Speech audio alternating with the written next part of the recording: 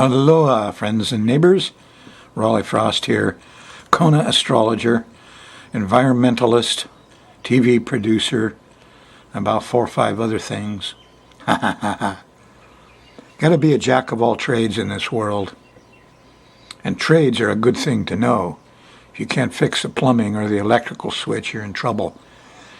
I remember the guy, that black general at the big New Orleans disaster, and he got famous on television, and they asked him what he would do about educating his sons and his daughters, and he said, I'd make sure they could get along with people of all different shapes and sizes and races, and that they can repair an internal combustion engine. Ha ha ha. So much for higher education. I've always thought the more letters you have behind your name, the more you're blocked in your thinking. The less imagination you have, the less common sense. More degrees in college, less common sense. Anyway, I got attitude, and I got all these degrees. Wasted time? Well, not really. Depends how focused you are. So this is program 1116, and we're going to cover the last week in April, a turbulent month since that April 15th new moon. And the first thing I want to say to you is there's light at the end of the tunnel. The light comes from the next full moon, which is April 29th. That one's at 9 Scorpio. It's sextile Saturn. The previous full moon squared Saturn. That was the March 31st. So much of April is full of scary stuff. You get a full moon squaring Saturn, and it's a lousy month. I mean, it's going to be cold and dry and old and scary. Saturn will make sure. And so the relief is on this next full moon, April 29th, which covers the month of May. So the month of May, everybody will be getting along with Saturn. They'll get organized. Whereas, you just had a nightmarish period with April. And I've been working on it because April, this time you're in now is terrible. Yes, it is. Especially the Saturdays. More on that later. First thing I want to do is let's go through this day by day and pick out the hot spots and the cool spots and the goodies and the baddies, huh? Here I've drawn up a chart for you. Venus is kind of done opposing Jupiter, but she's still, within a zone here of some goodies. We've got Mars up here going by Pluto. That's kind of scary. Mars, now Pluto is stopping. We got 3 stations. Mercury stops on the 15th of April. Saturn stops in the sky on the 18th. Oh boy, scary. When a planet stops, it peaks out in its power to influence your mind, your attitude, the world around you, the environment, and nature in general. So a Saturn station is kind of scary. Normally people get scared enough so that they go and buy gold, and gold and silver goes up in price when Saturn stops, because everybody gets so conservative and scared.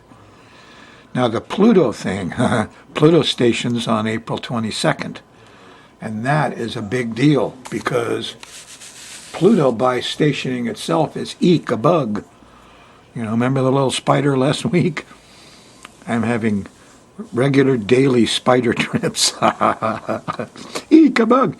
So this panickiness comes from your reptile mind. That's who Pluto is. He's Sherlock Holmes. He's also policemen, people with guns, cops and robbers. Pluto is Scorpio. He likes to go underground. That's why the cops wear black leather like a Hell's Angel. They're all Pluto characters. See people with tattoos, and shaved heads. That's Pluto. So what happens? Pluto can be a good guy because the real glyph is a circle of spirit over the crescent of flesh, over the cross of matter. So Plutonians, Scorpio types, aren't supposed to give a hoot for money. They care about the non-physical things, ethics, the law, etc. So there's some high types that are Scorpios. And some low types. They're extremists either way. Here's the bomber, and here's the guy in the airplane that says, I'm a good guy and I'm bombing the city. Jeez. Well, what happens when Mars goes by? Mars is going to heat old Pluto up. He could get angry. He could go into a rage. He's famous for either having full control or no control. So you could have full control of fires and fights, aggression and anger, or no control at all, in which case it gets really out of hand. And that's kind of what you're looking at here. I picked, this thing is bears watching, so I made a few notes here. Where are we? Here they are. So what this is about is when this is going to become we'll all become aware of it. First of all, there's Saturday the 21st. Mars hits Pluto and the moon opposes it. So on the 21st, Saturday, yes, that's just a couple days from where you are. You know, the moon's going to hit that baby, in the middle of the day or the afternoon. And look out. So that's the first one. Mars exactly hits Pluto Thursday night, the 26th. When it's exact, you'll feel the burn, and you'll have trouble controlling your testosterone and your aggression and your anger, and this will happen inside you and outside you. Let's see, what also happens is Mercury hits a full moon point at 10:45 during the same period. Then there's a second time, Saturday, April 28th, the moon opposes the new moon, squares Mars, conjunct Pluto. So both Saturdays are loaded guns. That's a joke. Ha ha ha. Oh, by the way, this Mercury hitting that lunation happens Friday night. Yeah, the 27th. This is just before that nasty Saturday. So people are arguing. And this one is squaring Saturn. Okay, so this hit is the last of your Saturn crap you've had for all of April. And then we turn it all around on the next new moon on the 29th. So this is like the culmination of all the bad stuff that you've had here. And it's all going to come out verbally. There's going to be a lot of shouting and a lot of arguments, and probably you'll find yourself saying SHIT a lot. So this Friday night, good time to stay home and keep your mouth shut. Seriously. Let's look at this day by day, okay? I'm going to run the moon around the edge here and see what happens. And on Thursday, the moon's in Gemini. And what the heck? Thursday night, it sextiles Uranus, and it's loosely sextile the sun. And so your Thursday night has some genius in it. Good time to study a little astrology. On Friday, the 20th, oh, that's 4:20, huh? Smoke a bowl. Not a very good time to do it, because here's the moon squaring Mercury and opposing Saturn. It squares Mercury about lunchtime, opposes Saturn around dinner time. So people don't want to talk. They have trouble getting around. Transportation, communication. This could be because of frozen conditions and ice on the road, and lucky we live Hawaii. But it'll be in your mind, the part of your mind that makes words. So watch what you say Friday night, the 20th of April. You're not going to be able to hold it back. Just notice the words that are flying around you. They're not very happy. So market goes down, gold goes up Friday. Saturday, the moon's still in Cancer. And it trines Neptune. Everybody's a little dreamy in the morning, which is just fine. In the middle of the day and the afternoon, however, there's the opposition to Pluto. And Mars is mixing in with this. So here's angriness. Here's power and control issues where somebody got selfish. You know, the cops are violent. The investigators, the FBI decides they have to protect themselves. There could be a lot of truth come out. There is a trine to Jupiter. You may find out a lot of stuff about the FBI. I studied J. Edgar Hoover. Oh boy. Goes back to Kennedy's and all that. Hoover was a dictator of our government for a long time. Cross-dresser. FBI, CIA, you know, all of those agencies. And somebody comes along, they invent a new agency. Trump's going to invent the opioid police with the, you know, and he wants those people executed. Yes. Uh-oh. So you'll see some of that on Saturday the 21st. It's not an easy day. No. Saturn stationed on the 18th. Got cold and old and scarried, you know, and came up Friday the 20th. And here you are on Saturday, and you're not liking the control of things. And somebody's out of hand here. Too much aggression. Continues through Sunday morning until you get past breakfast. And there's a square to Uranus. There's the glitches. You know, there's... Actually, you'll feel this because of that 23 degree or 26 degree Aries. When is that? It's just about here. Saturday night, midnight, early Sunday morning. We got lunacy. And Uranus is there. There's shaking. There's quakes. There's high winds. There's power outages. Maybe the ice formed on all the lines and pulled the power down. Whatever it is, you got stuck Sunday. There's a square to the sun. Sunday afternoon, you're not going to get anything done. So, best, you know, stay home again. Kids are happy. Here's a nice trine to Mercury. You know, and Mercury went forward, you know, on the 15th.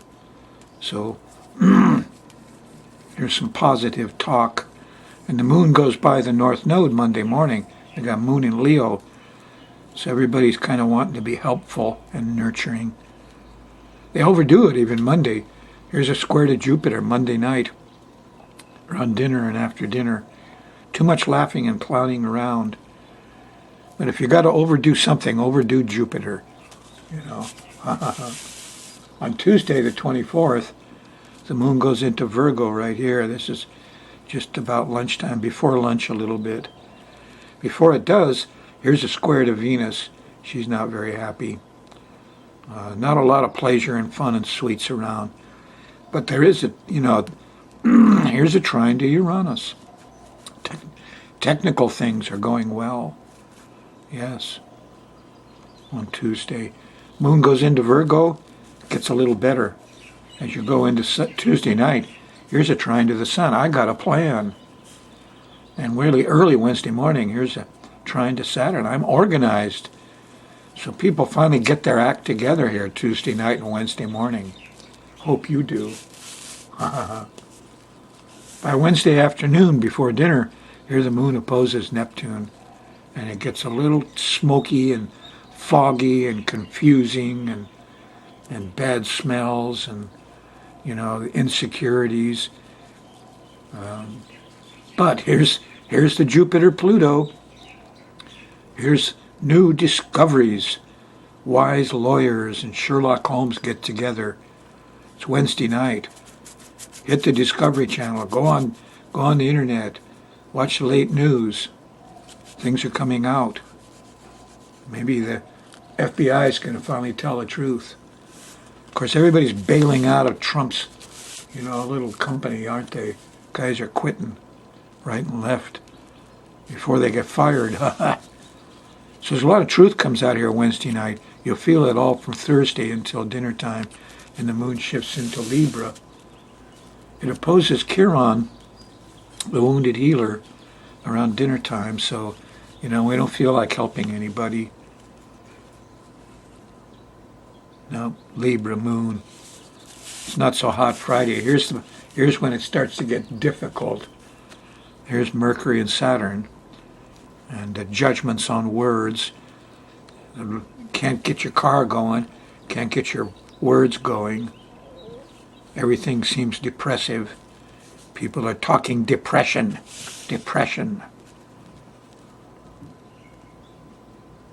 Sad Friday. It goes into panic Saturday morning when the moon squares Pluto. So, and Mars is there too, remember? So here's your bad road rage Saturday morning. Everybody got depressed and they couldn't talk about it on Friday. And on Saturday they got the gun. And things get radical and we all feel kind of separated Saturday night when the moon opposes Uranus. In the middle of Saturday, here's that 26-degree Aries lunation. The moon's going to oppose it. So Saturday's total lunacy and nothing to fool with. Expect it in your small ways and in your house and home and inside your mind. Where it's dangerous is out there on the highways too, Stay home. Moon shifts into Scorpio Saturday night about 9-10 o'clock. Feels better. Start to feel a little optimism. The 29th. Here's the full moon. This one's sextile Saturn. And you start to get organized for a whole month. Takes you out of that blues you were in. You realize, maybe I only got half the budget and half the time, but I could do it. Start there on Sunday, the 29th, on that full moon. Talk about Mars on Pluto. Sometimes I get so damned angry when I see what some of these organizations have done. And it seems to me that it's because they're essentially dictatorships. These corporations, these companies, whether it's a university or a church or if it's an organization, there's a bunch of low people blindly following their leader. Blindly following their leader is how Mr. Trump is slowly sinking our country, the natural world, and our safety, because people are blindly following him. That's what happens at DLNR. They're blindly following the stupidity that the raven and the goose are wild. Or at Alelo, blindly following somebody who decided not to use DVDs. So I'm going to play you one for the health department. Boy, can I tell you stories there. I didn't last 6 months at the health department for the incompetence and corruption of it all. And it really ticks me off because some of the shabai that you're fed here and expected to believe. So, here's the thing about VOG, and here's the truth. Okay, we're going to talk about VOG, and I got to expose the health department for their shabai. What is that all about? Well, your volcano puts out a lot of gases. SO2, oh, that stinks. H2S, rotten eggs. CO2 goes out in the air and up above here, kind of nasty. But it reacts with things in the air. In the air we have nitrogen, oxygen, CO2. They all react together, and what you get is ammonium nitrate. Ammonium nitrate, folks, is fertilizer. It's also an explosive. It shows up in the air as little flakes and crystals. It's not harmful. In toxicology, we have a thing called an LD50. Lethal dose 50% of the time. Feed rats till half of them die. So the LD50 for ammonium nitrate is like 2,000 milligrams per kilogram. 2/3 of table salt. This is not a toxic thing. VOG is not toxic. So somebody told you a great lie about VOG. How did that happen? Well, I was there. The federal government kicks back a lot of money to the health department. And basically it goes to they have the clean air branch, the water branch, solid waste branch. But the feds commonly give most of the money to the clean air branch all over the cities. Their big thing is air pollution, huh? But in Hawaii, not so much. So the feds came around and said, hey, Hawaii, we're giving all the money to the clean air branch. We don't see any projects. Get some projects going in air pollution, or we're going to take that money away. I know who the clean air branch is. Here's my old card from the Kauai clean air branch, huh? Those are the guys that fired me because I was doing the job. So what can the clean air branch do? And they thought it over and over. And what about VOG? Oh boy. So they had a meeting in Kona. Some of you might have been there. And the health department came with some experts from the mainland, and they said, your volcano is like 1,000 power plants. Well, it happens that Hawaiian Electric wanted to put a new power plant right down by the airport. More air pollution. And so they were standing in the back of this meeting, must have been 1,000 people there, gloating that the health department brought somebody in and said, your volcano is like 1,000 power plants. You know, of course it's not. That's just the H2S that comes out of the top of it. So I was at the meeting, and this guy got up and said, we did research. When the VOG's on the Kona side, we had more hospital admissions for impacted lung disease. When the VOG moves over to the Hilo side, more hospital admissions for impacted lung disease. Impacted lung disease, like black lung, brown lung. So I stood up, I said, of course, because those guys already have their lungs all messed up. Even a little salt from large waves will put them into the emergency. How about asthma? Oh, we saw no difference in asthma. VOG doesn't bother asthma. Should have been the headlines. Of course, the headlines were, VOG is dangerous to you. Ooh. Now, I had a friend, Jim Morrow, who was the head of the Lung Association here. We went out and we sampled the VOG. You know what? It's only 1/10 of the particulates most mainland cities have. And we couldn't find any evidence it hurt people. In fact, a lot of folks that come here with asthma, when they come into the VOG, the asthma disappears. What's that? Raleigh, you say the VOG could be good for asthma? Or good for lung problems? Listen, that ammonium nitrate dissolves really quick. The only thing VOG can do is if you have a lot of air blowing on your eye and not much tearing, a lot of VOG dissolves in the fluid of your eye. The pH goes down a little bit, and you get a little light acid burn, and your eyes burn a little bit. Or if you don't turn over at night because you drank too much, one top of your throat won't have a lot of fluid on it. A lot of VOG gets into that fluid, the pH goes down, you get a little sore throat. But these lung problems we have, folks, are due to pollen showers, exotic pollens, not VOG. They gave a bunch of money to a lady to do a study, and after some time they asked her, what did you find out? She says, well, it's kind of confusing. The only thing I can tell you is if your kids grow up in a VOG zone, they never get asthma. Yeah, VOG could actually be good for some of these problems, folks. Yep, they made it up. VOG isn't harmful.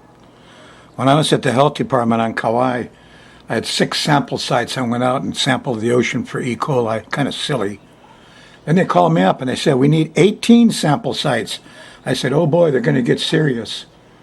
So I went out and tried looking. In a couple of days, they called me up and said, we don't care where they are. Just send us 18. So I did. Then a few days later, I see the governor on TV up for re-election walking along the shoreline with his wife. And he's saying, and we have tripled the sample sites to make your oceans safe. Ha. Most of these guys at the health department are sanitarians. All they know about is bacteria or food. You know, they haven't got a clue about pollution. It's very sad. Another shabai was leptospirosis. You know, that's nonsense. But I think the biggest one that they pulled was sewage is toxic. When I was at OSHA, the guys who worked in sewage wanted extra pay, hazard duty. So I studied them. I went back a decade to look at skin and lung problems. You know what? They're much healthier than the average county employee. It's not unhealthy to work with sewage. Sewage is not toxic. And yet we pile it up with chlorine and send it out into the ocean. And if there's a little sewage leak someplace, brown water, the health department makes a big stink. That's a joke. Oh yeah, we're going to fine them $100,000 a day. Nobody ever pays those fines.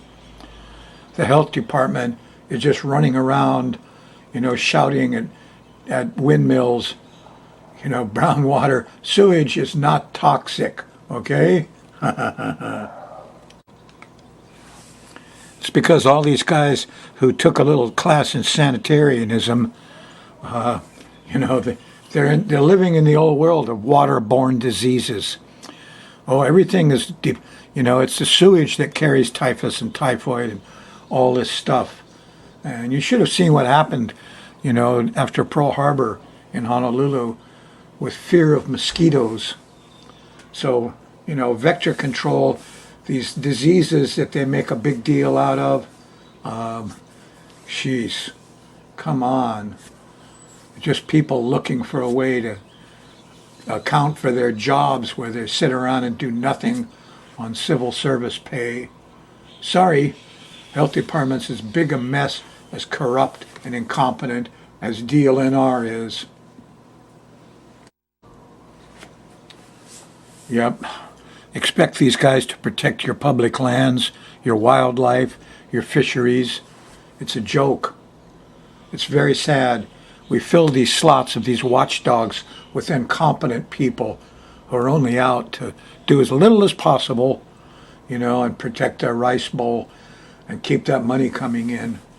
And so we are the ones that did global warming. The world's going to figure that out soon, and they're going to be really pissed at the U.S. government. But what happened to EPA?